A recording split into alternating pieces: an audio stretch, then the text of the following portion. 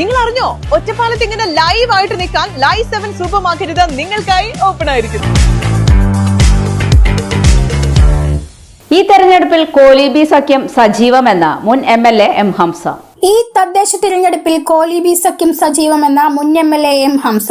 ഇതിനുള്ള വ്യക്തമായ തെളിവാണ് അമ്പലപ്പാറ പുലാപ്പറ്റശ്ശേരി ഡിവിഷനുകളിൽ ഒറ്റപ്പാലം ബ്ലോക്കിലേക്ക് UDFന് സ്ഥാനാർത്ഥികളില്ലാത്തത് എന്നും M. ഹംസ പറഞ്ഞു. കേരളത്തിൽ നടക്കുന്ന ത്രിതല പഞ്ചായത്ത് തെരഞ്ഞെടുപ്പിൽ UDF അതുപോലെ തന്നെ BJPയും തമ്മിൽ പലയിടങ്ങളിലും രഹസ്യമായി സഖ്യം ഏർപ്പെടുത്തിയിരിക്കുകയാണ്.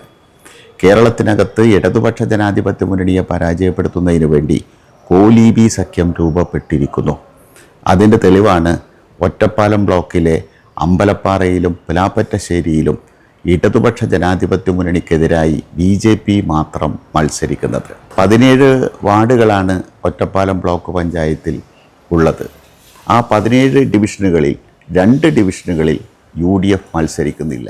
അണികളെ വഞ്ചിച്ച ലീഗ് കോൺഗ്രസ് നിലപാടിൽ അമർഷമുള്ള അണികൾ LDFന് വോട്ട് നൽകണമെന്നും അതേസമയം ലീഗ് കോൺഗ്രസ് നേതൃത്വം ഈ ഡിവിഷനുകളിൽ ആർക്ക് വോട്ട് ചെയ്യാൻ അണികളോട് പറയുമെന്ന് വ്യക്തമാക്കണമെന്നും അദ്ദേഹം പറഞ്ഞു.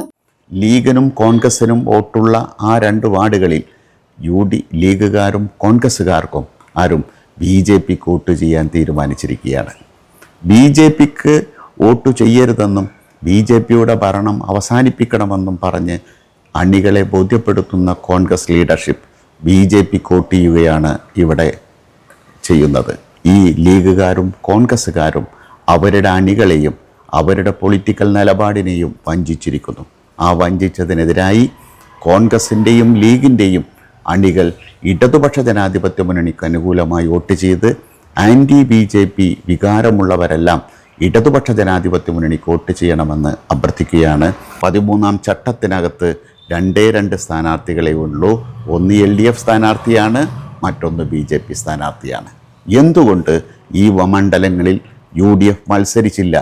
UDF വോട്ടർമാരോട് ആർക്ക് വോട്ട് ചെയ്യാനാണ് ഇവർ പറയുക എന്നത് വ്യക്തമാക്കണമെന്ന് ലീഗ് കോൺഗ്രസ് നേതൃത്വത്തോട് അഭ്യർത്ഥിക്കുകയാണ്. തൊഴിലാളികൾക്ക് വേണ്ടി സംസാരിക്കുന്ന LDFന് വേണ്ടി തൊഴിലാളികളും തൊഴിലാളി കുടുംബങ്ങളും വോട്ട് ചെയ്യണമെന്നും അദ്ദേഹം പറഞ്ഞു. ലേബർ കോഡ് ഇന്ത്യൻ പാർലമെന്റിൽ വന്ന സന്ദർഭത്തിൽ ഇടതുപക്ഷമൊഴിച്ച് മറ്റാരും എതിർക്കാനുണ്ടായിരുന്നില്ല എന്ന് മാത്രമല്ല, കോൺഗ്രസ് എടുത്ത നിലപാട് ലേബർ കോഡിന് അനുകൂലമായിരുന്നു എന്നാണ് നമുക്കെല്ലാം ബോധ്യമായിട്ടുള്ളത്. ലേബർ കോഡ് അനുകൂലമായി വോട്ട് ചെയ്യാനും BJPയോടൊപ്പം നിൽക്കാനും തയ്യാറായ കോൺഗ്രസ് പാർട്ടിക്കെതിരായി ഇന്ത്യയിലെ തൊഴിലാളി വർഗം ഒരുമിച്ച് നിൽക്കണം. ഇന്ത്യ രാജ്യത്ത് തൊഴിലാളി വർഗത്തിൻ്റെ താല്പര്യങ്ങൾ സംരക്ഷിക്കുന്ന ഏക സംസ്ഥാന ഗവൺമെൻറ് കേരളത്തിലേതാണ് എന്ന് നമുക്കറിയാം.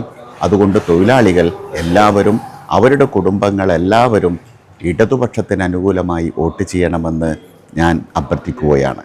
INTUC STUവിനും LDF നിലപാടിനോട് യോജിക്കുന്നുവെങ്കിൽ അവരും കുടുംബങ്ങളും LDFന് വോട്ട് ചെയ്യണമെന്നും M. ഹംസ പറഞ്ഞു. തൊഴിലാളികൾക്ക് അനുകൂലമായ നിലപാടുകൾ സ്വീകരിക്കുന്ന ഇടതുപക്ഷ ജനാധിപത്യ മുന്നണി സർക്കാർ ഇന്ത്യ രാജ്യത്തിലെ ഏക സർക്കാർ അത് കേരളത്തിലേതാണ്.